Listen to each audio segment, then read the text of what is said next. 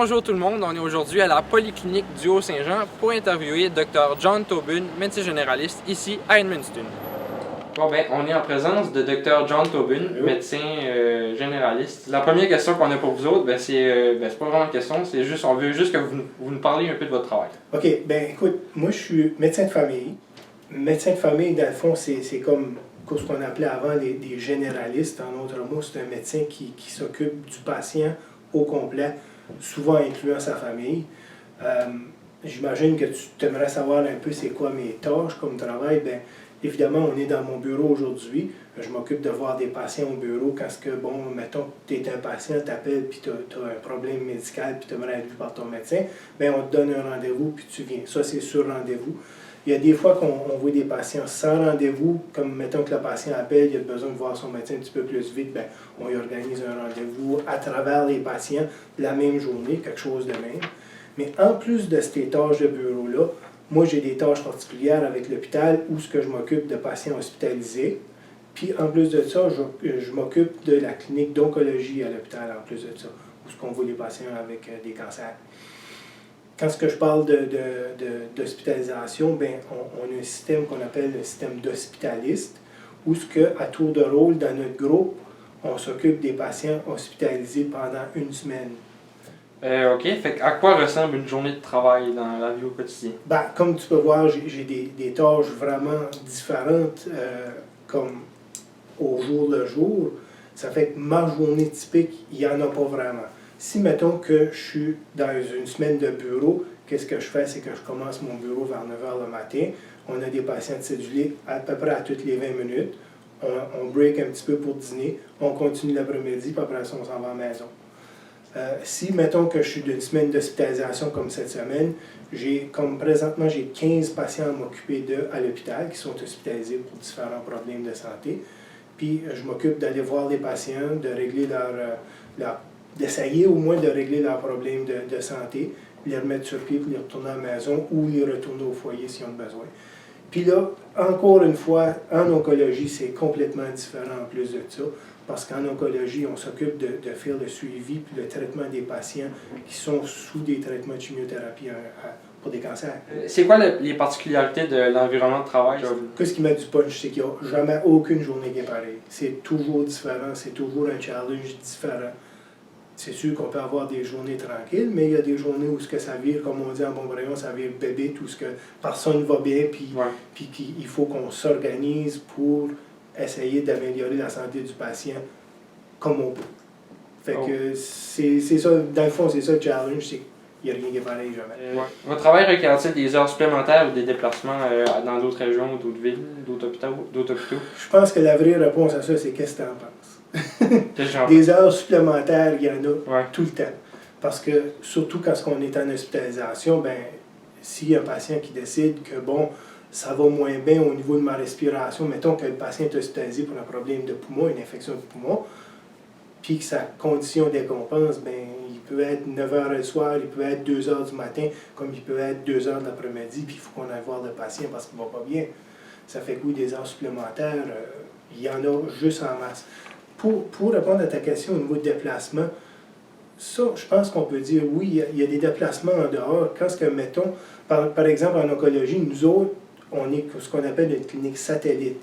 En d'autres mots, les patients, c'est des patients de la clinique d'oncologie à Moncton, puis les oncologues à Moncton font les prescriptions, nous autres, on supervise à Edmundston. Ça fait qu'évidemment, vu qu'on est une clinique satellite, il faut une fois de temps en temps descendre à Moncton, voir nos oncologues, ou jaser avec nos oncologues, avoir des réunions avec les oncologues en plus de ça. Fait que oui, on se déplace un peu. Puis c'est un peu pareil pour un peu toutes les spécialités en plus. Là. Quelle formation faut-il pour exercer ce métier ou profession? En médecine familiale, ça prend 2 ans de sciences santé. On a 4 ans de médecine après ça, puis 2 ans de spécialité en médecine familiale. Si, mettons que le médecin décide, par exemple, que c'est un chirurgien que je vais faire, bien, la spécialité en chirurgie, il fait ses 4 ans de médecine, mais après ça, il va faire la spécialité de chirurgie, qui est à la base 4 ans. Ça peut être un peu plus long, dépendant de ce qu'il veut faire comme travail après. Les 4 années de médecine, les 2 premières années, c'est des années précliniques qu'on appelle, où on est à l'université. Mais là, les programmes sont en train de changer, où les étudiants vont aller voir des patients un petit peu plus vite. Mais pour les premiers 4 ans, c'est pas vraiment du travail payant, c'est du travail pour apprendre. Okay. Mais quand tu es en spécialité, quand tu fais ta résidence en spécialité, par exemple, là, tu as un salaire qui rentre.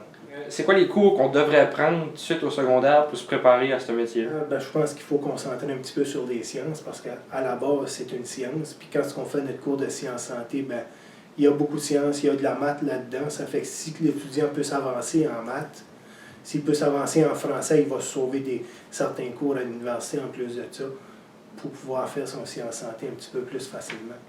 Quel genre d'intérêt qu'il faut posséder pour faire ce travail-là? Je pense que le réflexe officiel, ça serait de dire qu'il faut avoir un intérêt dans les sciences, il faut avoir un intérêt dans la santé. Ça, c'est sûr que c'est vrai, mais je pense que l'intérêt principal, c'est qu'il faut vouloir aider les gens, donner un coup de main aux gens. C'est surtout ça l'intérêt. Tant qu'à moi, c'est de vouloir participer à ta communauté en essayant d'augmenter son niveau de santé. Y a-t-il un autre type d'emploi que vous pensez qui vous intéresserait à occuper avec les formations que vous avez déjà acquis? Je ne voudrais pas me voir faire autrement que ce que je fais tout de suite. Okay. Parce que comme on se connaît déjà, Jonathan, parce qu'on participe à la course pour le Grand Défi Pierre-Lavoie, la médecine comme telle, c'est une partie du travail, mais il y a toute la partie prévention où c'est le fun d'interagir avec les jeunes pour essayer d'augmenter leur santé en participant à des défis comme qu'on le fait, justement. C'est quoi les chances d'obtenir un emploi dans ce domaine-là pour les futurs médecins? C'est dur à dire parce que c'est quand même un programme contingenté. Ils prennent juste tant d'étudiants par année. Mais dans ma tête, à moi, quelqu'un qui travaille fort, quelqu'un que c'est absolument ça qu'il veut faire dans la vie, va réussir. Il s'agit juste de bûcher dans le tas, travailler fort, puis faire les bonnes notes pour pouvoir rentrer dans le programme. Qu'est-ce qui t'a attiré vers ce domaine-là, la médecine?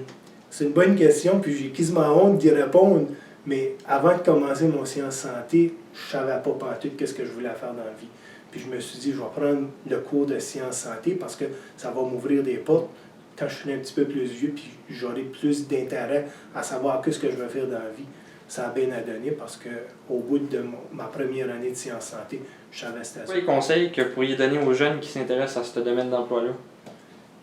Je pense que la première chose qu'il faut considérer, c'est personnellement d'être en bonne santé, de prendre des bonnes habitudes de santé, de savoir qu'est-ce que c'est d'être en santé. Puis, s'il veut faire ça dans la vie, qui développe les aptitudes pour vouloir aider les gens, puis de travailler fort, puis avancer là-dedans. Niveau salaire, juste pour une idée, ça varie-tu beaucoup d'une clinique privée à un hôpital à divers endroits? Le salaire du médecin est relativement compliqué.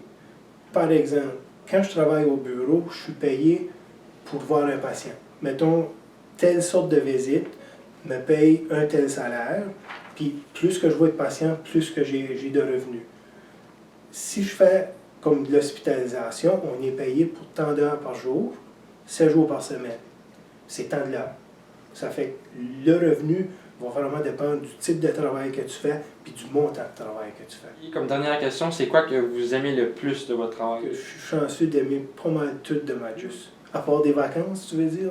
Qu'est-ce que j'aime le plus, dans le fond, c'est quand on réussit à donner un coup de main à un patient, que ce soit une personne âgée, que ce soit un jeune patient, puis que tu le vois s'en aller à filer mieux. Ça, juste ça, pour moi, c'est bien important, puis c'est bien fun de voir. Bon, mais nous autres, c'était pas mal toutes les questions qu'on avait à vous demander. OK. Good. Cool.